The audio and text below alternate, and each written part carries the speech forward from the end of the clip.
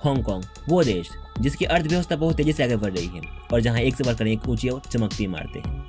ऐसा देश जिसको देखकर कोई भी सोचेगा कि भला यहाँ के लोगों की जिंदगी क्या बुरी हो सकती है। हालांकि इन सब सुविधाओं से भरे पड़े हांगकांग देश में एक हिस्सा ऐसा भी है जहाँ लोग बद से बदतर जिंदगी गुजारते हैं। यहाँ के लोग जिस तरह के घरों में रहते हैं वो किसी कॉफिन यानी ताबूत जैसा होता है, जिनमें उन्हें किसी लाश की तरह रहना पड़ता है। तो चलिए जानते हैं कि आखिर कैसी होती है इन लोगों की जिंदगी एक कॉफिन होम में। नमस्कार, मैं मनीष शर्मा और आप देखना शुरू कर दिए हैं यंगिस्तान टॉक। अगर हम बात करें दुनिया के सबसे महंगे शहर की तो उनमें से हांगकांग भी है। यहाँ पर जीवन बिताना बहुत ही खर्चीला काम है। इस मॉडर्न जमाने की हर सुविधा आपको यहाँ मिलेगी, मगर उन सुविधाओं का दाम भी देना पड़ता है। यह तो स्वाभाविक है कि हर कोई उतना अमीर नहीं होता जितना कि खर्च कर सके।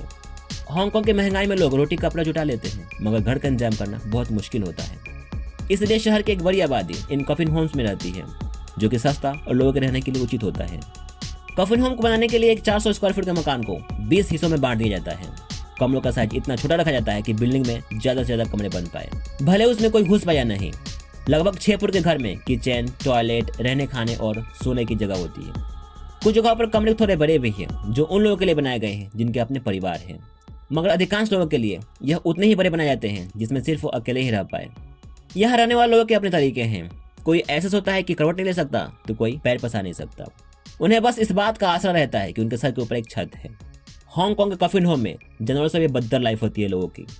इन सब के बाद भी यहाँ रहने के लिए लोगों को करीब 250 अमेरिकी डॉलर किराए के रूप में देने पड़ते हैं। करीब 75 लाख की जनसंख्या वाले इस देश में 2 लाख लोग ऐसे हालात में रहते हैं जिनकी कल्पना भी नहीं की जा सकती है। ऐसे कॉफिन होम में रहने वाले लोग गरीबी रेखा के नीचे होते हैं, जिनकी इनकम करीब 38,000 रुपये महीने होती है, जिनमें अमूमन waiters, security guards, delivery man और स्वीपर जैसे लोग आते हैं। 1950 के दशक में हजारों की संख्या में चीनी प्रवासी यहाँ आए थे। ऐसे में उनके रहने के लिए कोई जगह मौजूद नहीं थी, तो शुरुआती में कॉफिन होम्स लोहे के बनाए गए थे। गर्मी में लोहे से बने घर आग से तपते थे और सर्दी में वो बर्फ से भी ठंडे हो जाते थे। जिस तरह से कसाई खानों में मुर्गियों को लोहे के पिंजरे में रखा जाता है, कुछ ऐसे ही प्रवासियों को यहाँ रखा जाता था। 1990 तक इन केज होम की संख्या हजारों में थी, लेकिन 1997 तक ये लाखों में हो गई।